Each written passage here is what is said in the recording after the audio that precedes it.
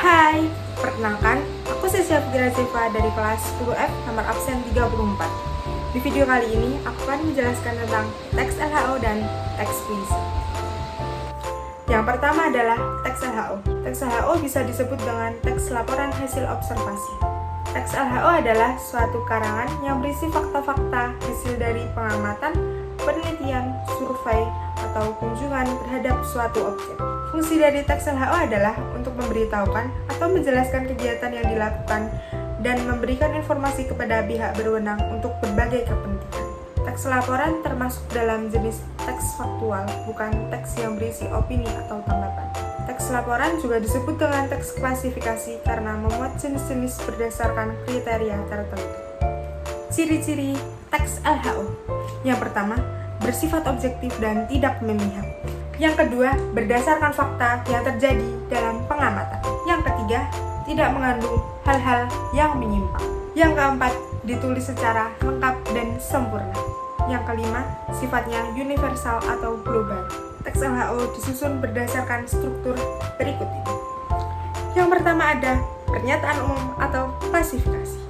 Pernyataan umum atau klasifikasi berisi bagian pembuka, pengantar, dan hal umum tentang hal yang akan disampaikan serta akan diamati. Yang kedua, deskripsi bagian. Deskripsi bagian berisi tentang penjelasan detail mengenai objek dan bagian-bagiannya. Yang ketiga, deskripsi manfaat. Deskripsi manfaat berisi manfaat atau fungsi objek yang diamati. Ya, tadi itu adalah struktur LHO. Di dalam teks LHO memiliki ciri-ciri kebahasaan. Yang pertama memiliki verba.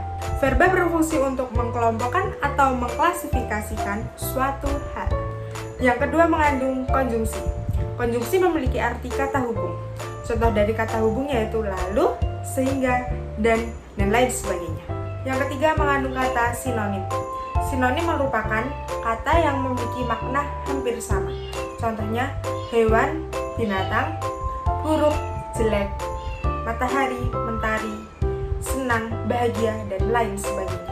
Lalu yang keempat mengandung kata berantonim. Kata berantonim memiliki makna berkebalikan. Contohnya panjang, pendek, baik, buruk, panas, dingin, dan lain sebagainya. Di dalam teks LHO terdapat kaidah kebahasaan. Berikut adalah kaidah kebahasaan yang harus diperhatikan dalam teks LHO. Yang pertama adalah kalimat definisi. Kalimat definisi adalah suatu susunan kalimat yang mengandung makna umum. Yang kedua adalah kalimat deskripsi. Kalimat deskripsi adalah suatu susunan kalimat yang mengandung ciri khusus suatu objek. Yang ketiga adalah kata imbuhan. Contoh kata imbuhan ada di, me, pe. Yang keempat, penulisan kutipan tidak langsung dan sumber rujukannya. Penulisan kutipan dan daftar pustaka menggunakan format Chicago Manual Style.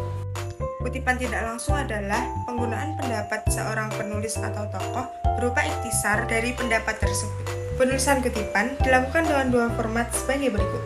Pertama, mencantumkan sumber kutipan dalam tanda kurung pada akhir kalimat berupa nama belakang pengarang, tahun penerbit, dan halaman sumber kutipan. Yang kedua, mencantumkan nama belakang penulis sumber kutipan di luar tanda kurung dan mencantumkan tahun serta halaman kutipan dalam tanda kurung. Penulisan daftar pustaka secara umum mencantumkan nama penulis, tahun penerbit, judul buku, kota penerbit, dan nama penerbit secara berurutan. Untuk penulisan sumber dari internet, maka tanggal pengaksesan perlu dicantumkan. Langkah-langkah untuk membuat teks LHO. Yang pertama, menentukan objek pengamatan. Yang kedua, melakukan observasi atau pengamatan. Yang ketiga, untuk membantu observasi, kita mencari informasi tentang objek pengamatan yang akan kita amati yang bersumber dari buku atau internet. Setelah kita mendapatkan berbagai informasi, kita membuat teks laporan hasil pengamatan dengan kalimat yang jelas dan dapat dipahami. Step terakhir, cobalah kita untuk mempublish hasil karya kita di media sekolah, majalah dinding, website, dan blog pribadi kita. Hal-hal yang perlu diperhatikan dalam menulis teks LHO. Yang pertama, menentukan judul yang tepat. Yang kedua, memperhatikan kaidah kebahasaan. Yang ketiga, memastikan data hasil pengamatan yang akan dijadikan laporan sudah siap. Selanjutnya, melakukan pengolahan data hasil pengamatan dengan rinci. Yang kelima, mempersiapkan tinjauan pustaka yang mendukung. Lalu yang terakhir, menyusun teks laporan hasil pengamatan sesuai dengan struktur teks laporan hasil observasi. Teks LHO yang sudah disusun dapat disajikan dalam format lain. Tujuannya agar menarik untuk dibaca. Teks LHO bisa disajikan dalam buku tempel atau scrapbooks. Berikut adalah langkah-langkah untuk membuat buku tempel. Yang pertama, siapkan buku tulis, buku gambar, kertas, karton, atau kardus untuk media dasar. Yang kedua, kumpulkan potongan-potongan tulisan yang sesuai dengan isi laporan. Yang ketiga, siapkan foto-foto, hasil observasi, atau gambar-gambar yang mendukung. Selanjutnya, tempelkan foto dan tulisan dengan susunan yang menarik serta mudah dipahami. Lalu, kita juga dapat menempelkan benda-benda asli yang kita temui saat kita melakukan observasi. Step terakhir, cobalah kita untuk mempublish hasil karya kita di media sekolah, majalah dinding, website, dan blog pribadi kita. Teknik mempresentasikan teks LHO. Yang pertama, memperhatikan ketentuan waktu yang telah diberikan kepada kita.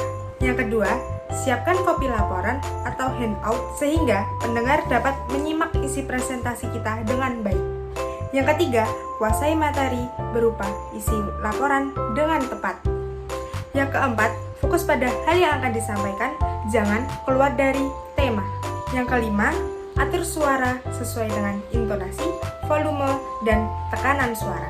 Berikut ini adalah cara untuk mengatur intonasi saat melakukan presentasi. Yang pertama, gunakan suara lantang untuk menegaskan suatu hal yang penting dan harus diingat oleh audiens. Yang kedua, gunakan tempo yang lambat untuk menyampaikan suatu hal yang penting.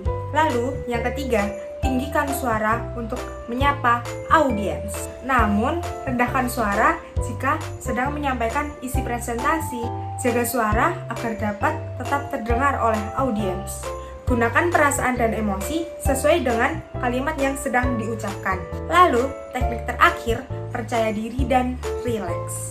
Berikut adalah penjelasan teks LHO dari saya. Jika ada kesalahan atau kekurangan, mohon dimaafkan. Selanjutnya, yaitu puisi. Yang kedua adalah puisi. Puisi adalah suatu karya sastra yang terikat dengan irama dan memiliki makna. Unsur puisi meliputi unsur batin dan unsur fisik. Di dalam unsur fisik ada diksi. Diksi merupakan pemilihan kata yang dipilih oleh pengarang puisi tersebut. Lalu yang kedua ada kata konkret. Kata konkret adalah sebuah kata yang dapat dipahami oleh indera dan mampu mendorong imaji. Yang selanjutnya ada imaji. Imaji adalah kata-kata yang mampu mengungkapkan pengalaman indera seperti pendengaran, penglihatan, penciuman, dan perasaan. Yang keempat ada majas atau bahasa figuratif. Ini beberapa majas yang sering keluar. Yang pertama, personifikasi. Majas personifikasi adalah benda mati yang seolah-olah hidup. Contohnya, pena itu menari-nari di atas kertas. Yang kedua ada majas hiperbola atau berlebihan. Contohnya, gedung itu setinggi langit. Yang ketiga ada majas metafora. Majas metafora adalah kata yang mewakili simbol dari makna yang sebenarnya. Contohnya, Raja Siang yang keluar dari ufuk timur. Maksud dari Raja Siang adalah matahari. Selanjutnya ada majas simile. Majas simile adalah perbandingan dua hal yang berbeda. Contohnya, kepribadiannya lembut seperti angin sejuk di musim semi. Unsur fisik yang selanjutnya adalah rima. Rima adalah persamaan bunyi baik di awal, akhir, tengah dalam puisi. Selanjutnya ada tipografi atau perwajahan. Tipografi atau perwajahan adalah susunan baris-baris atau bait-bait pada puisi. Contoh dari tipografi adalah rata kanan, rata kiri, rata tengah, dan zigzag. Lalu selanjutnya ada unsur batin puisi. Yang pertama ada tema. Tema adalah gagasan pokok yang diungkapkan oleh penyair dalam puisinya. Lalu yang selanjutnya ada rasa atau perasaan. Rasa atau perasaan adalah sikap pengarang terhadap inti permasalahan yang ada di dalam puisinya. Setelah itu ada nada suasana. Nada suasana adalah sikap penyair terhadap pembaca. Dan yang terakhir adalah amanat. Amanat adalah sebuah pesan yang ingin disampaikan oleh penyair terhadap pembaca secara sadar maupun tidak sadar di dalam karyanya. Setelah itu ada istilah puisi. Yang pertama adalah penyair. Penyair adalah penulis puisi atau sajak. Yang kedua yaitu larik. Larik adalah baris di dalam puisi. Lalu yang ketiga yaitu bait. Bait adalah baris di dalam susunan puisi. Yang keempat yaitu irama atau musikalisasi. Irama atau musikalisasi adalah alunan bunyi yang teratur dan berulang-ulang di dalam puisi. Yang selanjutnya yaitu syair. Syair adalah baris puisi yang biasanya digunakan untuk merujuk pada puisi yang kualitasnya lebih formal. Lalu, yang keenam adalah sajak. Sajak adalah pengulangan kata yang biasanya berada di dalam akhir baris puisi. Yang selanjutnya yaitu adalah kiasan. Kiasan adalah kata yang memiliki arti tertentu untuk melambangkan perasaan manusia.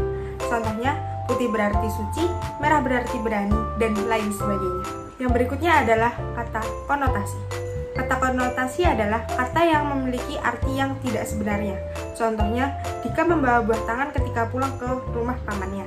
Yang dimaksud buah tangan adalah oleh-oleh. Selanjutnya yaitu puitis. Puitis adalah segala sesuatu yang bersifat dan bergaya puisi.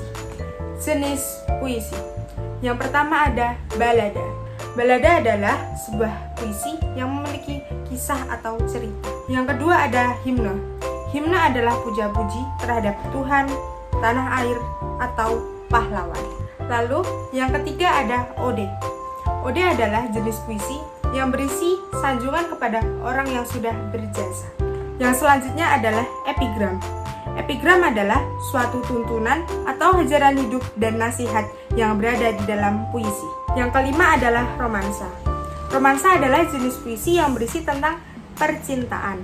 Lalu yang selanjutnya adalah elegi.